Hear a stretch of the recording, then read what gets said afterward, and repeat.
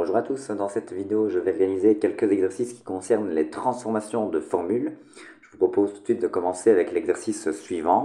On vous indique que, étant donné un triangle, j'appelle A, B, C les différents côtés, alpha, l'angle en face du côté A, eh bien il se fait, nous le verrons par ailleurs plus tard dans l'année, que A carré, c'est B carré, plus C carré, moins 2BC fois cos alpha.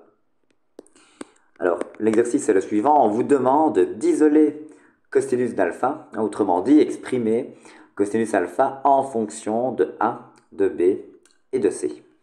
Donc, première chose, je constate qu'il y a un plus B carré plus C carré. Puis c'est moins 2BC cos alpha. Donc, si vous voulez, c'est moins 2BC cos alpha plus B carré plus C carré. Donc, si je souhaite me débarrasser de ce plus B carré plus C carré, eh bien, je vais soustraire aux deux membres de cette égalité, je vais soustraire donc B carré et soustraire C carré. Donc, autrement dit, l'égalité est équivalente à l'égalité suivante. A carré moins B carré moins C carré égale moins 2BC cos alpha. Alors cette fois-ci, je constate qu'il y a moins 2BC devant le cosinus d'alpha. Moins 2BC est un facteur qui multiplie cos alpha. Donc, pour me débarrasser de ce moins 2BC et ainsi isoler cos alpha, je vais diviser cette fois-ci les deux membres par moins 2BC. Si je divise les deux membres par moins 2BC, je me retrouve avec A carré moins B carré moins C carré. Je divise par moins 2BC. Il me reste à gauche, si vous faites moins 2BC divisé par moins 2BC, ça va faire 1 une fois cos. C'est pour ça qu'il ne reste que cos à ma droite. Égale cosinus d'alpha. Bon, on n'aime pas garder un moins au dénominateur, donc je vais m'atteler à multiplier le numérateur et le dénominateur de la fraction dans le membre de gauche par moins 1, afin d'avoir un dénominateur qui ne présente pas un moins, mais finalement on pourrait se dire que l'on a déjà terminé cet exercice. Donc voilà, multiplions les deux parties de la fraction, donc le numérateur d'une part et le dénominateur par moins 1. Je trouve ça plus joli d'avoir 2BC au dénominateur plutôt que moins 2BC, mais enfin bon, question de goût, j'ai envie de dire. Donc si je multiplie par moins 1, je vais avoir moins A carré plus B carré plus C carré, autrement dit B carré plus C carré moins A carré. Ah, c'est la même chose par commutativité de l'addition, que j'écrive moins A carré plus B carré plus C carré ou encore B carré plus C carré moins A carré, ça revient au même. Égal cos alpha et c'est terminé. Exercice suivant. Alors, dans les 5 petits exercices que je vais réaliser, il se fait que toutes les variables qui vont intervenir dans les différentes formules, je précise qu'elles sont toutes strictement positives. Donc je vais l'écrire, toutes les variables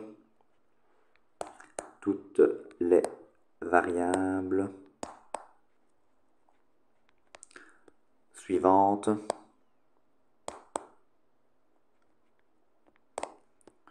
sont strictement positives.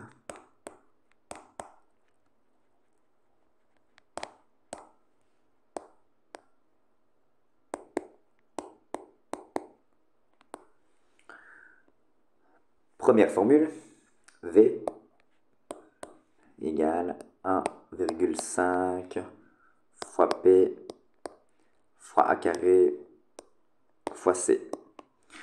On vous demande d'isoler petit a. Je vais chaque fois indiquer en jaune dans une parenthèse la variable que l'on nous demande d'isoler.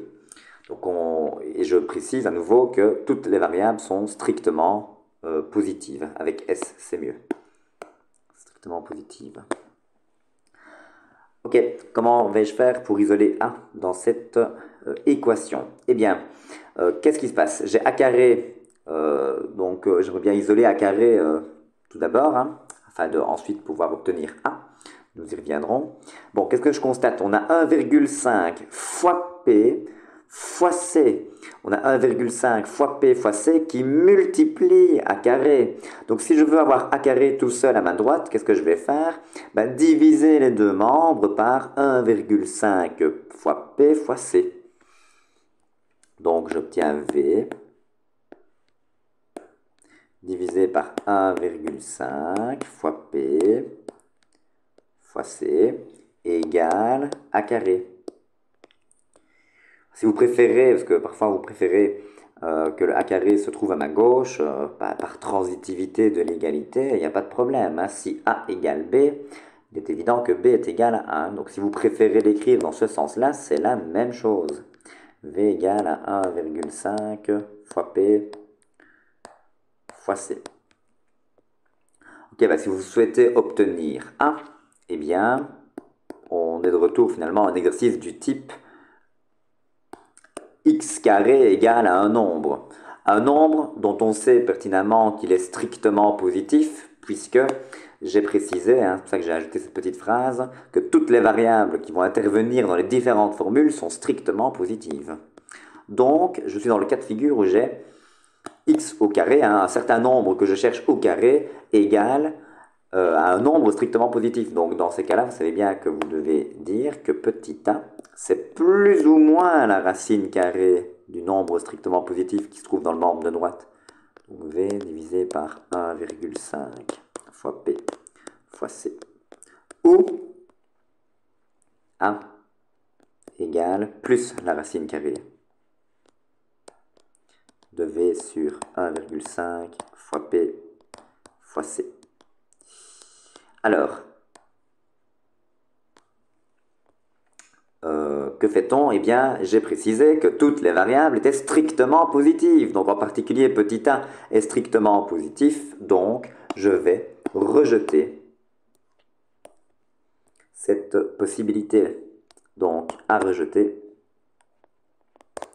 car petit a doit être strictement positif. Donc, cela termine cet exercice. Alors, une autre formule, change les lettres, hein, mais le principe sera le même. L égale L0 fois 1 plus alpha fois θ. Et on vous demande d'isoler θ. Alors, allons-y. Je constate qu'il y a fois L0 qui m'embête. Donc, étape numéro 1, diviser les deux membres par L0. Cette équation est équivalente à L divisé par L0 égale à 1 plus alpha fois θ. J'ai un plus 1 là qui m'embête, c'est alpha θ plus 1. Pour ceux qui ont du mal avec l'alphabet grec, ça c'est la lettre alpha, celle-ci est la lettre θ. Donc j'ai alpha θ plus 1, donc je vais faire moins 1 de chaque côté pour me débarrasser du 1 qui m'embête à droite, dans le membre de droite. Je vais avoir L moins, donc L sur L0, moins 1 égale alpha fois θ. On souhaite obtenir θ, donc j'ai un fois alpha qui m'embête, donc je vais diviser les deux membres par alpha. Donc j'ai L divisé par L0 moins 1, tout ça doit être divisé par alpha afin d'obtenir θ. Alors ben voilà, peut-être que on peut un petit peu, donc ça y est, hein, θ est isolé, mais bon, tant qu'à faire, on pourrait un petit peu, je veux dire, rendre l'expression un peu plus jolie. Donc, L sur L0 moins 1, j'ai qu'une envie, moi, c'est de mettre tout au même dénominateur. Donc, je vais avoir L moins L0 sur alpha, puis j'ai une fraction divisée par un nombre. Donc, diviser une fraction par un nombre revient à garder la fraction et multiplier par l'inverse du nombre. Donc, autrement dit, θ, c'est L moins L0 sur L0 fois l'inverse d'alpha. Autrement dit, θ c'est L moins L0 sur alpha fois L0. Alors, je divise finalement par L0 par alpha sans m'en préoccuper. Pourquoi? Parce que, à nouveau, j'ai précisé que toutes les variables étaient strictement positives, donc en particulier non nulles. Donc je n'ai aucun problème à aller diviser par les variables P et C, diviser ici, donc en l'occurrence par les variables alpha ou encore L0. Je sais pertinemment qu'elles sont toutes non nulles puisqu'elles sont strictement positives. Donc voilà, on a isolé θ, on a une expression qui est jolie, on peut s'arrêter là. Alors, troisième formule, lambda, comme ça on continue en même temps à réviser l'alphabet grec, lambda égale C sur F, on vous demande d'isoler F,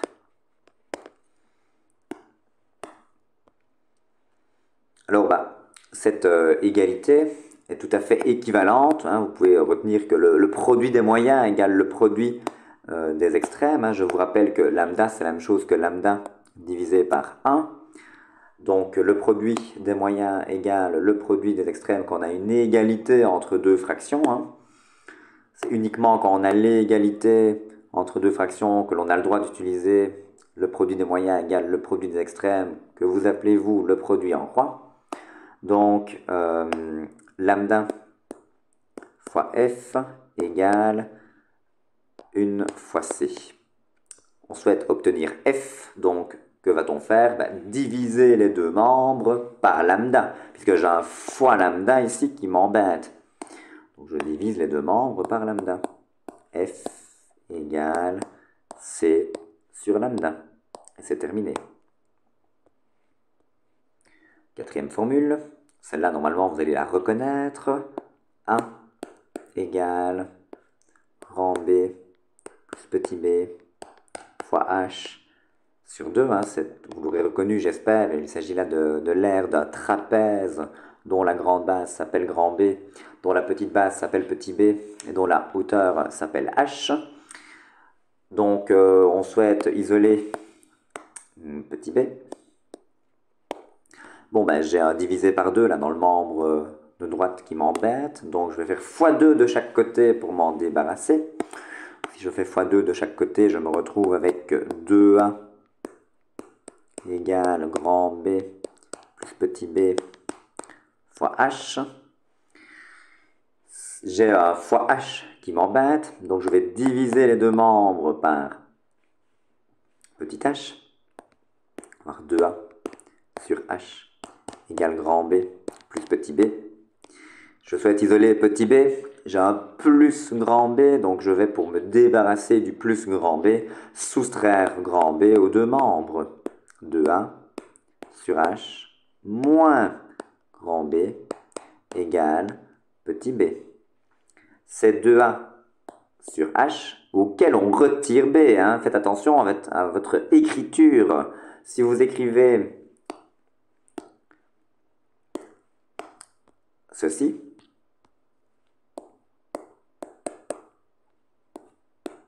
ça ne veut absolument pas dire la même chose que la réponse attendue qui est celle-ci.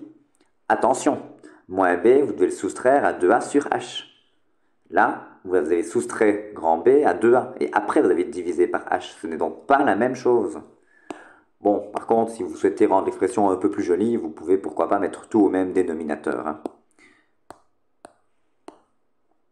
Donc on peut dire que ceci est équivalent. Alors vous pouvez mettre petit b à gauche si vous préférez, ça n'a pas d'importance, puisqu'encore une fois, les égalités sont transitives. Donc je vais avoir sur h, si je mets tout le monde au même dénominateur, 2a moins grand B fois petit h. Voilà. Allez, une petite dernière quand même pour clôturer cette vidéo.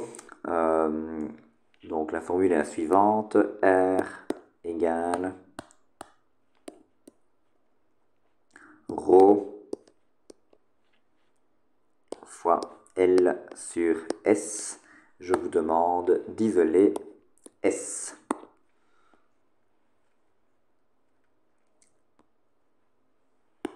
Alors, donc, dans le membre de droite, S est diviseur, donc je pourrais, pourquoi pas, multiplié par S des deux côtés. Je vous rappelle que si vous multipliez les deux membres d'une égalité par un même nombre, vous allez obtenir une nouvelle égalité équivalente à la première. Donc je fais fois S de chaque côté.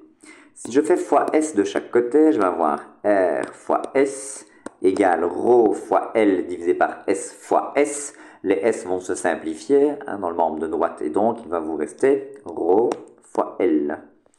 Ensuite, si vous souhaitez isoler S, qu'est-ce qu'il vous reste à faire? Vous avez un fois R qui vous embête, donc vous allez diviser les deux membres par R.